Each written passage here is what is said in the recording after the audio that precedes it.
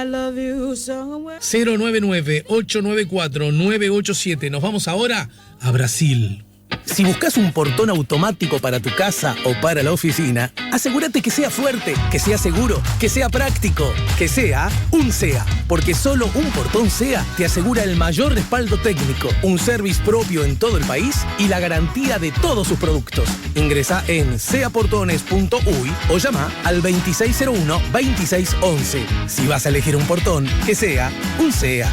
Y precisamente desde Brasil, desde San Pablo más precisamente, estamos recibiendo a la magíster en Relaciones Internacionales, doctorando en estudios latinoamericanos en la universidad de esa mega ciudad, la uruguaya Sanducera, Nastasia Barceló, acá en el 98.7. Buen día y bienvenida, Nastasia. Buen día, Alejandro. Muchas gracias por invitarme acá a tu programa. La verdad que es un gusto compartir este momento y hablar un poco sobre la situación política de Brasil. ¿Cuánto hace que estás allá en Brasil? Mira, yo en San Pablo estoy desde el 2015, que me vine a hacer mi maestría en Relaciones Internacionales y bueno, y me quedé ahora en el doctorado. Pero antes estuve en la ciudad de Foz de Iguazú, en la Universidad para la Integración Latinoamericana. Ahí hice mis estudios de grado. Así que vengo ya hace tiempo, ¿no? Pero más en el núcleo, digamos, de lo que podemos llamar Brasil, desde 2015, ¿no? Antes era convivir con colegas de otras partes de América Latina, en una ciudad de frontera. Entonces, hace bastante tiempo, digamos, que ando aquí a la vuelta. O sea que tu formación como estudiante universitaria toda tiene la verde amarela. Tiene la verde amarela, sí, pero yo haría una pequeña resalva en la formación de grado porque la universidad en la que estudié tiene un poco, digamos, ese objetivo, ¿no? De reunir estudiantes de toda Latinoamérica, docentes, y que convivan en salas de aula, ¿no? Entonces, si bien la inversión, digamos, inicial fue de Brasil, hay esfuerzos también de todos los países para enviar a sus estudiantes, ¿no? Bien. Sí. Buena la precisión. Y antes de pasar estrictamente a tus comentarios, a tus análisis, me gustaría que Nastasia, la ciudadana uruguaya que vive hace unos cuantos años en Brasil, nos cuente y nos relates cómo vos, pero también los paulistas, están viviendo este momento de que, ¿cómo le llaman? De cuarentena. Es decir, ¿cómo la están llevando? ¿De qué modo? ¿Cuáles son los cambios paradigmáticos que están ocurriendo? Bueno, en primer lugar, hay que entender que la situación de San Pablo, ¿no? Tanto del Estado como de la ciudad, es distinta a otras partes de Brasil y a otros estados, ¿no? Porque acá, ¿no? En una contradicción también con el poder federal y con el gobierno de Bolsonaro, se tomaron medidas bastante firmes, ¿no? Para combatir el nuevo COVID-19 y se implantó, digamos, una cuarentena general, no es obligatoria, pero es para todos, y bueno, ya hace más de un mes que estamos así, ¿no? Igual se vio una situación, un ambiente bastante tenso, ¿no? Porque esta ciudad es la que, digamos, tiene más casos de coronavirus. Ya creo que estamos en más de los 20.000 registrados, ¿no? Sí. Que hay registros, y bueno, más de 1.700 fallecidos en San Pablo, ¿no? Entonces, digo, la tensión es bastante grande y genera bastante incertidumbre, porque, bueno, en estos días se pronunció el prefeito de la ciudad y el gobernador diciendo que querían extender la cuarentena. Y eso también genera una especie de conflicto, digamos, con el poder, digamos, central, ¿no? Que está en la presidencia de la República, ¿no? Porque los dos tienen como recetas distintas, claro, de qué priorizar a la hora de combatir esta pandemia, ¿no? Es decir, pero como todo. A ver sí, si el público lo entiende bien. En la autoridad de San Pablo, recordemos que en Brasil hay estados, ¿verdad? La autoridad de San Pablo está mucho más cerca de las posturas de la cuarentena, de la inactividad como forma de salir de esto, de algún modo dándose de bruces con la mirada que está teniendo la presidencia de Bolsonaro minimizando la gravedad del tema, por lo menos hasta hace un tiempo, y por lo tanto, con ciertas medidas un tanto flexibles de más a propósito de la cotidiana vida de los brasileros. Exactamente. En el caso, de Bolsonaro, como ustedes deben haber escuchado en los diferentes medios de prensa, él disminuyó a la enfermedad, habló que era una gripecina, ¿no? Sí. Y no se tomaron, digamos, las medidas adecuadas. Y muchos estados, ¿no?, de la federación, ¿no?, enorme país, fueron, digamos, a la línea bolsonarista, ¿no?, en cuanto a políticas públicas. Ya el gobierno de San Paulo, si bien uno no puede tampoco decir que es una maravilla, porque la circulación está bastante restringida, pero no es suficiente, ¿no?, desde mi punto de vista, ha tomado, digamos, las medidas, ¿no? Los parques están cerrados, la circulación es muchísimo menor de lo que es, ¿no? Uno se sorprende mucho en salir a la calle acá y ver que realmente anda muy poca gente, la gente sale para hacer lo necesario, y en una ciudad tan grande como San Pablo eso choca, ¿no? Uno ve las imágenes de la avenida Paulista con poquísima gente, el metro, ¿no?, acostumbra a estar muy lleno, claro, y está ahí y muy poca gente, ¿no? O sea, los servicios básicos, esenciales, el comercio está todo cerrado. Pero ¿se trata de una cuarentena obligatoria? Si salís, ¿podés recibir algún tipo de sanción? No llegamos al punto, ¿no?, y a las medidas que tomó Argentina, por ejemplo. Ahí no.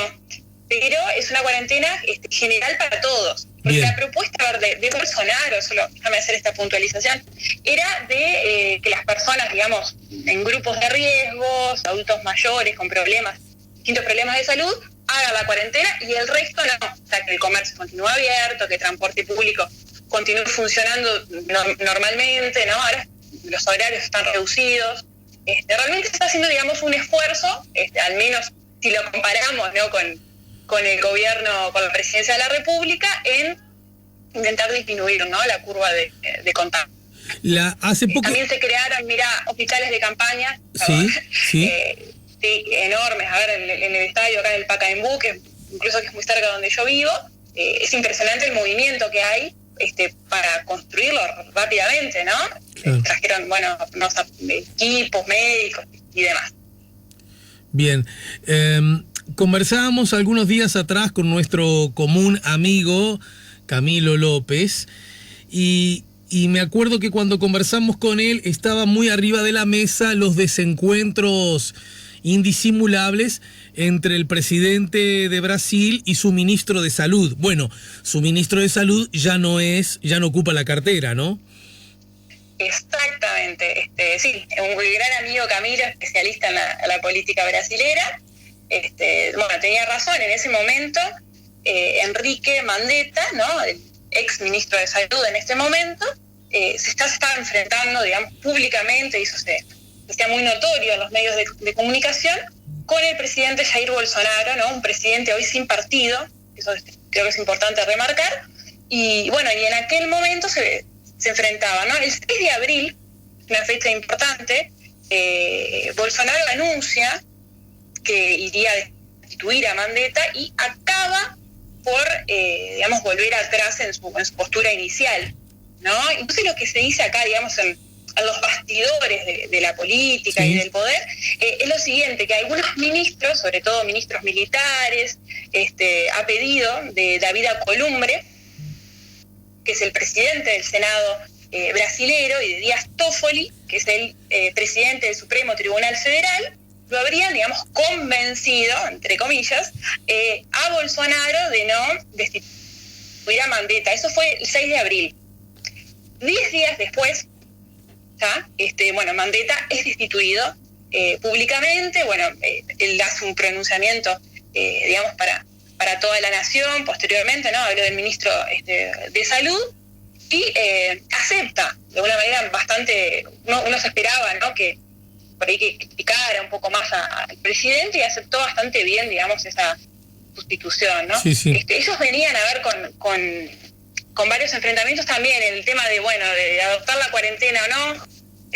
Ustedes recordarán, ¿no?, que Bolsonaro en aquel momento estaba convocando manifestaciones públicas su favor y a favor de lo que sería una intervención militar en Brasil, en Brasilia, ¿no? Y bueno, generando también aglomeraciones de personas y bueno, yendo contra todas las recomendaciones tanto del Ministerio de Salud, ¿no?, como de la Organización Mundial de la Salud y de todos estos organismos que vienen combatiendo, ¿no?, la enfermedad. Entonces eso creo que fue el punto que generó mayores problemas y bueno, se acabaron desentendiendo y Bolsonaro lo destituye a Mandetta. Mandetta es de un partido bastante tradicional, Partido Demócrata acá en Brasil, y bueno, no tuvo eco, digamos, al inicio, pero después, en general, en la sociedad brasilera y en los medios, un poco que se apaciguó este tema, ¿no? Ya es diferente, por ejemplo, el caso de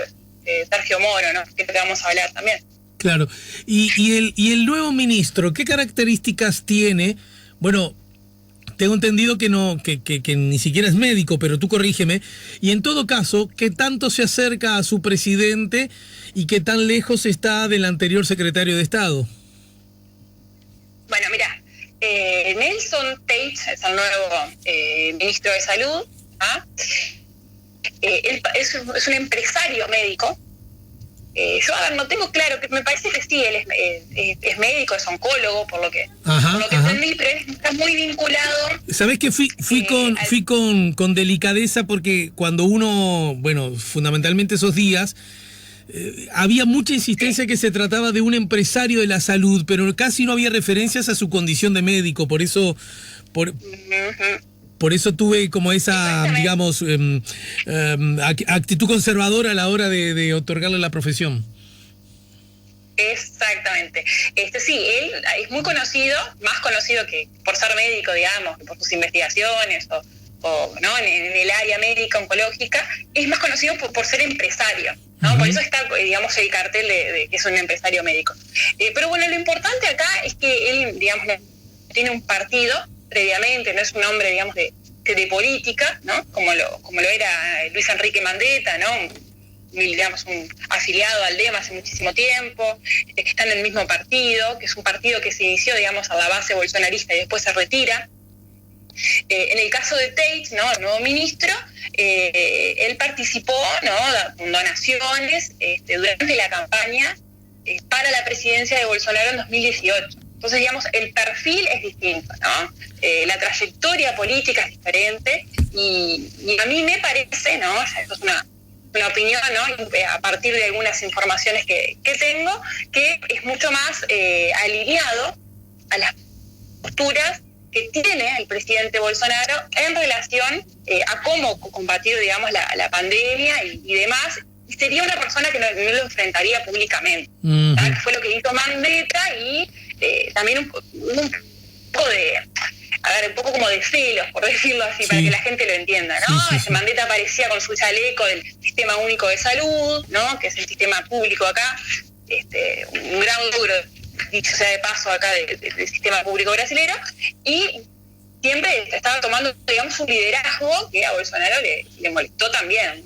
Bien. Y bueno, y a todas las personas que a él le molestan, las sacan.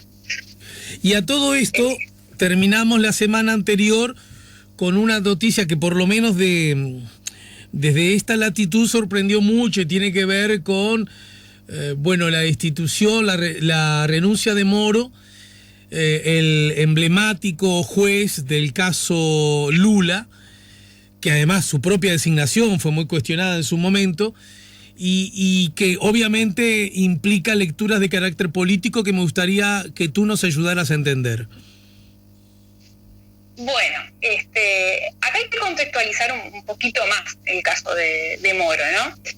Con la salida del ministro de Justicia y Seguridad Pública, tenemos al octavo ministro que sale por uno u otro motivo del gobierno Bolsonaro, es destituido o renuncia, ¿no? Esto nos da que cada 2 meses en el gobierno un ministro sale de sus funciones y deja, digamos, su cartera. Uh-huh. Eso es un factor importante para entender cómo el gobierno brasileño, cómo el gobierno de Bolsonaro no está en crisis, ¿no? La primera renuncia fue allá por el verano de 2019, o sea, cuando estaba iniciando el gobierno, ¿no?, por acusaciones de corrupción vinculadas al uso de lo que se llama laranjas acá, campañas políticas, ¿no? Tiene que ver con las donaciones y demás. Y bueno, con la renuncia de Bolsonaro se cumple esa octava salida, ¿no?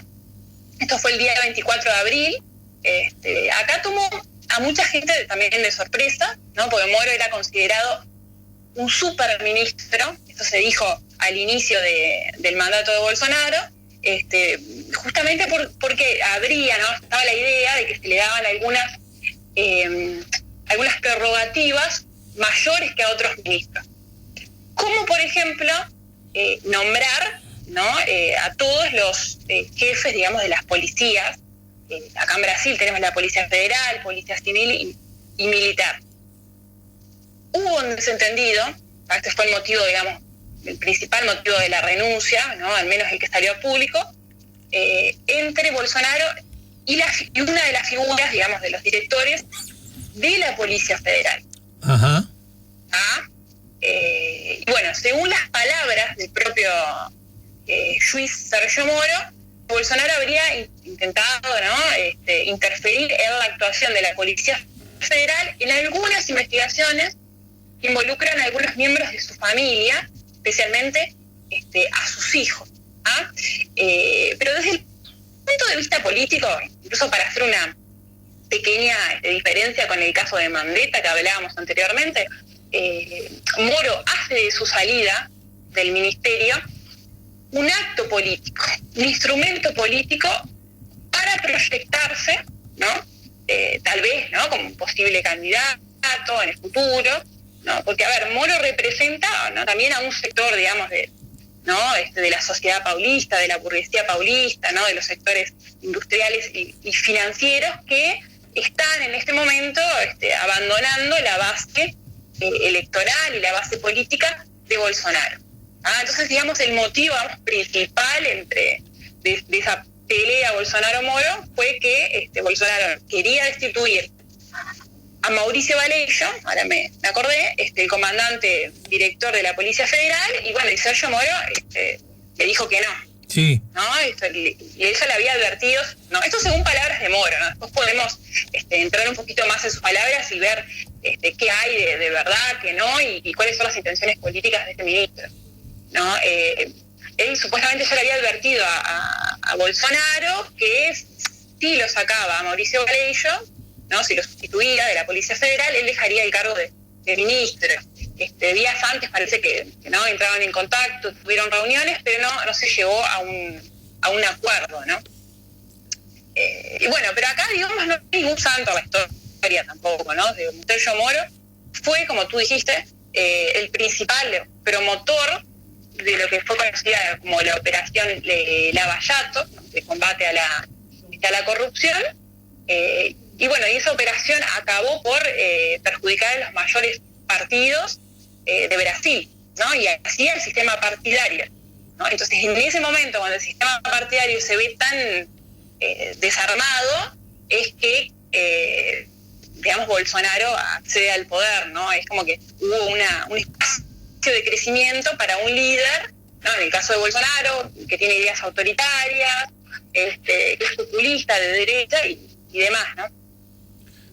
Exactamente. Y entonces, ¿en qué se transforma primero, está bien adjetivarlo como una crisis política?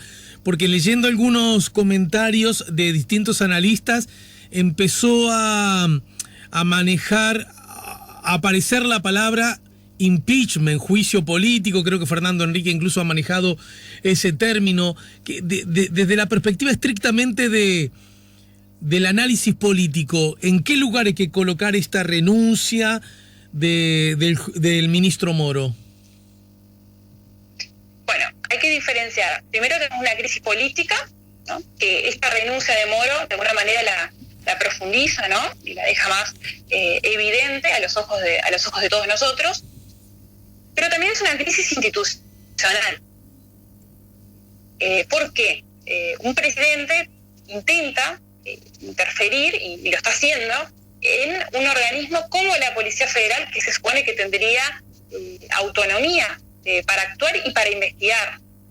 Y hoy, esto es un detalle importante, uno de los nombres, digamos, que están siendo manejados para sustituir a Mauricio Varello, ¿no?, de la Policía Federal, es el actual presidente de la Agencia de Inteligencia del Ejército brasilero. ¿Tá? Y bueno, esto aprofunda, digamos, una crisis en las instituciones. Nastasia, se entrecortó un poquito. A ver, repetí las últimas 2 oraciones, por favor. Vale. Yo te decía que está manejando el nombre del actual presidente de la Agencia de Inteligencia del Ejército, de la ABIN, para ocupar el cargo de la Policía Federal. Pero eso es una interferencia, ¿no?, del presidente Bolsonaro para parar una investigación que inició el año pasado en relación a su hijo Carlos Bolsonaro. Ajá. Se dice, ¿no?, y hay pruebas de que la Policía Federal lo está investigando por un acto de corrupción en donde él repasaba dinero de la Asamblea, ¿no?, el hijo Bolsonaro, de la Asamblea Legislativa de Río de Janeiro, a las milicias de Río de Janeiro. Las milicias son como grupos paramilitares en Río.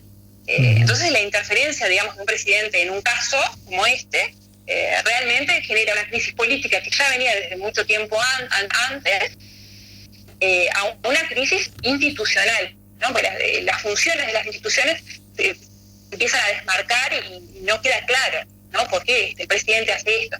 Hoy se empieza a hablar de impeachment, está a partir del viernes, ¿no?, que sucede este hecho político, pero también el Supremo Tribunal Federal tiene la competencia para actuar. ¿Tá? ¿Por qué? Porque se cometió también, ¿no?, las palabras de Sergio Moro, un acto de crimen común, ¿tá?, que la competencia acá sería del Supremo Tribunal. Claro. Porque, la nota que sale publicada, en donde se instituye el cargo de la Policía Federal, la noche anterior a la renuncia de Moro, sale con la firma de Sergio Moro. Uh-huh. Y al otro día, la conferencia de prensa, Moro explica: yo no firmé absolutamente nada. Después fue corroborado de que la firma era electrónica y él, que no firmó, y esto ya sería un crimen común en donde el STF, ¿no?, es otro órgano, podría actuar. Hoy estamos esperando a que salga la decisión, a ver si el STF va a empezar a investigar, no va a empezar, y hay varios organismos que tienen competencia a partir de diferentes hechos, ¿no? A ver si entendí bien. El Parlamento también tendría... Sí. Según Moro, alguien firmó por él, entonces. Exactamente, él simplemente dijo que él no firmó. Que él no firmó la institución de la persona que él estaba, digamos, defendiendo en ese cargo. Entendido. Esta persona, digamos, Alexandre Varello, había actuado con Moro desde hace muchos años en Curitiba, cuando él era el juez, ¿no?, de la Cuarta Vara Federal en Curitiba. Inició el proceso de la Lavallato, fue el que se encargó, estuvo en el caso del expresidente Luis Ignacio Lula da Silva. Entonces es una persona muy importante, era como su mano derecha. Entonces lo tocaron y él afirma que no firmó nada. Y eso quedó grabado en la conferencia de prensa y demás. Entonces el Supremo Tribunal Federal tendría espacio para actuar en ese aspecto. Desde el aspecto político ya hay otros crímenes, ¿no?, Nastasia, todos los días. En el final, repito, por hoy, me gustaría que nos des las pistas a 2 preguntas. En Brasil hoy día, ¿Bolsonaro es sinónimo de las Fuerzas Armadas, de los militares? Es decir, ¿el diálogo es de qué naturaleza? Y segunda cosa, tres cosas. ¿Qué rol está jugando en este sentido lo que podríamos llamar con ojos uruguayos la oposición, y en particular el PT y muy particularmente Lula, en todo esto? Y tercera, el público, los ciudadanos del Brasil, ¿cómo viven estas cosas? ¿Cómo aparecen en su radar estas marchas y contramarchas? A ver, son varias preguntas que daría para sí, varios programas. a modo de titular, y a primero, cuenta de futuros programas. Exactamente. Bueno, lo primero que tengo para decirte es que hoy en el Palacio de Plan Alto, ¿no?, en la Presidencia de la República, la mayoría de los funcionarios son militares, excepto el personal de servicio. Y el núcleo duro del gobierno Bolsonaro, aquel que se reúne, digamos, todos los días, que toma las decisiones y demás, son todos militares, desde el vicepresidente, el general Hamilton Mourão, a el ministro jefe de la Casa Civil, un ministerio muy, muy importante en Brasil, porque se dirige al resto, digamos, de los ministerios. También era un militar activo, ¿no?, el general Bartel Braga Neto, bueno, el Gabinete de Seguridad Institucional, con el general Augusto Heleno, la Secretaría de Gobierno con el general Luis Eduardo Ramos, y bueno, y ahí seguimos por lo menos 10 cargos claves a la presidencia, que son todos militares activos. Uh-huh. Y dentro, de si uno ve, digamos, la configuración del Congreso Nacional, ¿no?, en Brasil hay 513 diputados federales, bueno, más de 300 formaban, digamos, lo que tiene una base más vinculada a la derecha, ¿no?, tanto a la derecha más tradicional, ahí me refiero a partidos más tradicionales como el Partido de la Socialdemocracia Brasilera, el Movimiento Democrático Brasilero, partidos menores, y el partido que lo llevó a Bolsonaro a la presidencia, ¿no?, que es el Partido Social Liberal. En ese contexto, la oposición está muy, pero muy reducida, o sea, está prácticamente está en menos de un tercio de todo el Congreso. Sí, sí. ¿Qué pauta o qué nos muestra eso, ¿no? De que si el presidente Bolsonaro, él quisiera, digamos, negociar pauta a pauta en el Congreso Nacional, no tendría problemas para aprobar, ¿no?, sus políticas y en diferentes áreas. El problema está en que Bolsonaro, él insiste con enfrentarse a las instituciones de la democracia. Él no negocia con los parlamentarios. Uh-huh. O sea, cualquier político, cualquier presidente de Brasil, me parece de cualquier país, ¿no?, en este caso, negociaría, se reuniría, ¿no?, tendría conexiones distintas porque tiene una base muy amplia para aprobar sus propuestas y su programa político.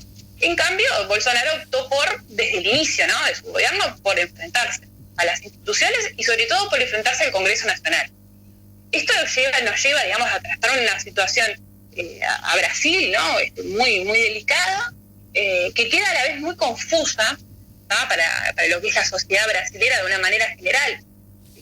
Bolsonaro gana con una amplitud, con una base impresionante, como ustedes saben, pero a la vez no articula con el Congreso. Sí, y hay un pequeño sector de seguidores, que hoy en día te puedo decir que es muy pequeño realmente, que lo acompañan en esas ¿no?, en las locuras de pedir intervención militar y demás. Y en esta situación de cuarentena, ¿no?, bueno, la izquierda y bueno, los partidos de izquierda, tanto el Partido de los Trabajadores, el Partido Comunista y demás, bueno, no están movilizando, digamos, a su base social, a los sectores populares, para ir a la calle justamente por lo que está pasando con la pandemia. Entonces, digamos que los sectores populares, el sindicalismo queda en una situación muy incómoda, ¿no? Entiendo. Igual también es muy importante tener en cuenta que los diferentes partidos de izquierda tienen diferentes posiciones también y diferentes estrategias,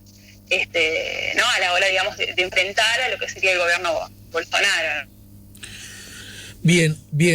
Bueno, si te parece, estimada Nastasia, bueno, me imagino que tu portugués es a ver, 1, espantoso, 10, sos una paulista más. ¿Dónde estás?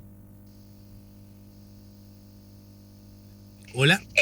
Yo estoy te diría un 8. Hola, ¿me escuchas? Sí, te escucho. ¿Hola? Sí, te escucho perfecto. Listo. Dale, bárbaro. Te diría un 8, porque hay un momento, yo estoy escribiendo mi tesis de doctorado, también escribo muchos artículos y demás, y cuando estoy escribiendo en español a veces pienso en portugués y bueno, y acabo entreverando un poquito los idiomas. Pero ¿no? cuando estás en la calle y haces tus compras o interactúas con la gente, sí. ¿Alguien te saca que no sos de allí? Ah, sí, todo el mundo me dice, vos no es brasilera, ¿eh? Digo, no, soy argentina, pues lo primero que te dicen es que sos argentina. Mira. No, uruguaya. Ahí cuando le decís que sos uruguayo, te aman, ¿no? Bueno, Es somos uruguayos en todos lados. El ábrete sésamo. Exactamente. Bueno. Exactamente, querido Alejandro. Bueno, gracias, mi querida. Algún día me gustaría que me hables de San Pablo, solo de San Pablo, porque es una ciudad que tengo ahí como que casi no conozco, excepto Guarulhos, pero que me da la sensación que tiene muy mal marketing. Y yo siempre digo que una ciudad con tantos millones de personas seguro que tiene muchas sombras, pero seguro que también tiene muchas luces. Pero claro, con gusto hablamos otro día de San Pablo y te cuento un poco de la vida cultural y de esa vida nocturna de esta ciudad que es impresionante y da gusto vivirla realmente. De Paysandú a San Pablo, ¿cómo la ves? De Paysandú, pasé por Montevideo, por Foz de Iguazú, ahora en San Pablo y bueno, vamos a ver el próximo destino, si no. Y ya termina siendo mi querido Montevideo. ¿Y ya sos torcedora de algún equipo? Vos sabés que no. Mi novio torce por el San Paulo, pero yo no. Yo soy de Peñarol y nada más. Mi corazón es mancha, así que yo sí, sigo a Peñarol y ya está, con eso me alcanza. Mi corazón ya está feliz con él. Bueno, Anastasia, te dejo un beso grande y muchas gracias, ¿eh? Bueno, un abrazo grande para todos. Gracias. Chau. Gracias. Era la magíster en Relaciones Internacionales, doctorando en Estudios Latinoamericanos en la Universidad de San Pablo, Anastasia, Barcelona. Si buscas un portón automático para tu casa o para la oficina, asegúrate que sea fuerte, que sea seguro, que sea práctico, que sea un SEA. Porque solo un portón SEA te asegura el mayor respaldo técnico, un service propio en todo el país y la garantía de todos sus productos. Ingresa en seaportones.uy o llama al 2601-2611. Si vas a elegir un portón, que sea un SEA.